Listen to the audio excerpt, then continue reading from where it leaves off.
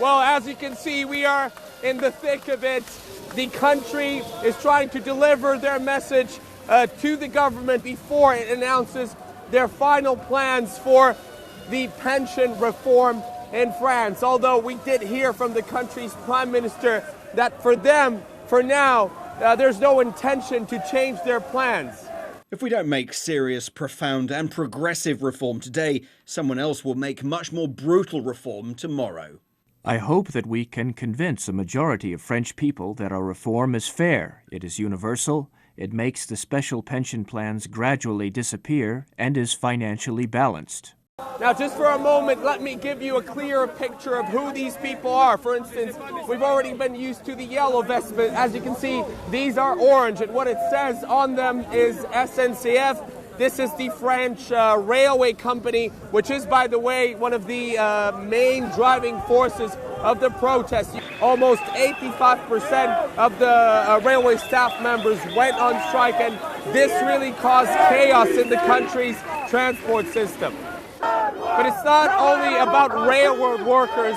I can tell you that the professions range from air traffic controllers to actually police officers and lawyers. So this is just how vast it is. But I do have to mention, though, that last week protests in various cities of this country did turn ugly and violent.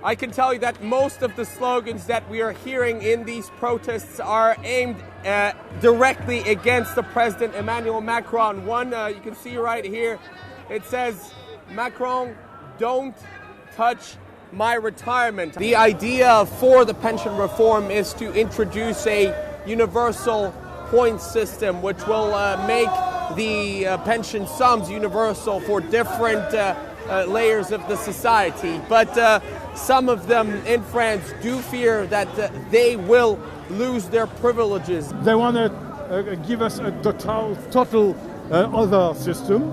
You have every year you will buy points, but how much will bring you a point? Never knows. For now, this is just a warning for the government, but it's not hard to predict what's going to happen if Emmanuel Macron and his team decides to stick to the plan.